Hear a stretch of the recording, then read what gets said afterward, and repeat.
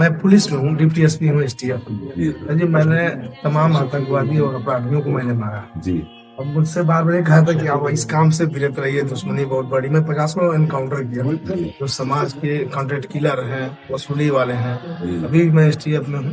अभी इधर भी मैंने तमाम अच्छे वर्क किए हैं और मैं मन से करता हूँ। समाज को एक सेवा भाव से मैं करता हूँ। दुश्मनी बहुत बढ़ती है, लोग अब मना करते हैं कि मत करिए मत करिए। इसकी तुम चिंता मत करो, मृत्यु एक बार होगी, 100 बार नहीं। हम दुश्मनी से नहीं डरते, हम राष्ट्र सेवा में जब लगे हैं ना, बिल्कुल नहीं डरना। और ये जो कर रहे हो कोई पाप नहीं है, ये अपराध नहीं है, ये भगवान की पूजा है। जो समाज को दूषित करने वाले, समाज को दंड देने वाले हैं, समाज को अधर्म आचरण से दुख पहुंचाने वाले हैं, अगर सरकारी कानून के अंतर्गत आप उनको शूट करते हैं, ये भगवत पूजा। आप विश्वास रखिएगा और ये भी ध्यान रखिएगा कि बाल भी बांका कोई नहीं कर सकता। यदि आप सत्य पे चल रहे हो, मृत्यु तो एक बार होनी है, वो कभी भी किसी की हो सकती, चाहे वो महात्मा हो चाहे दुरात्मा हो। डरना तो है नहीं कि 4 लोग हमसे ये कहें कि आप डर जाओ और ये कार्य छोड़ दो, तो नहीं, अंतिम श्वास तक यही कार्य करेंगे, चाहे वो अभी हो जाए चाहे 100 वर्ष बाद हो।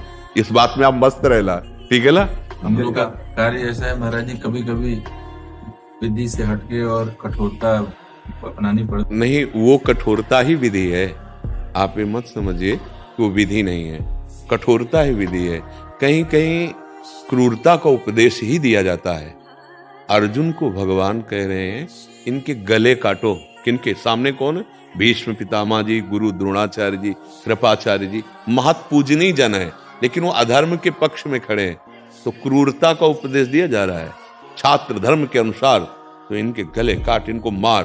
बोले मारने में तो असमर्थ हूं प्रभु। तो विराट रूप दिखाते हैं ना, उसमें दिखाते हैं कि भीष्म पितामह द्रोणाचार्य जिसे इलायची लौंग पिस रही हो ना, ऐसे विराट भगवान के दांतों में तुम्हें केवल निमित्त मात्र बनना है। अगर अधर्मी के साथ प्रिय व्यवहार किया जाए, अब ये निषेध हो गया।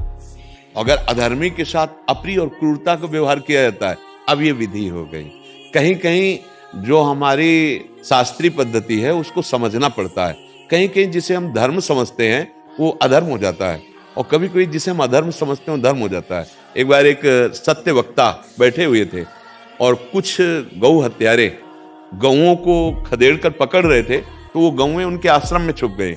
और सत्य प्रवक्ता सत्यवादी थे, तो उनसे पूछा कि आपने गौओं को देखा? हाथ में वो अस्त्रादि लिए हुए थे। उनका हाँ, हमारे आश्रम में, क्योंकि मैं सत्य बोलता हूँ, झूठ घोर नरक मिला। समझ में आ रहा है? घोर नरक मिला, क्योंकि तुम्हें गौ रक्षा करनी चाहिए या उन अपराधियों को गौ समर्पित कर देना चाहिए। वो गौ तुम्हारे सामने आके छुप गई तुम्हारे आश्रम में, मतलब तुम्हारी शरण में हो गई। अब उनके लिए सत्य नरक का कारण बन गया।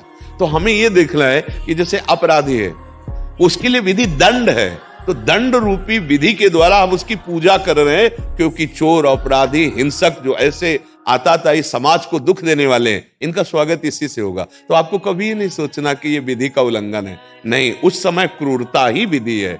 हाँ, जो निरपराधी है उसको फंसाया जा रहा है, अगर आपको समझ में आ रहा है तो फिर उसको मुक्त करवाना, हाँ, ये विधि लागू हो जाएगी।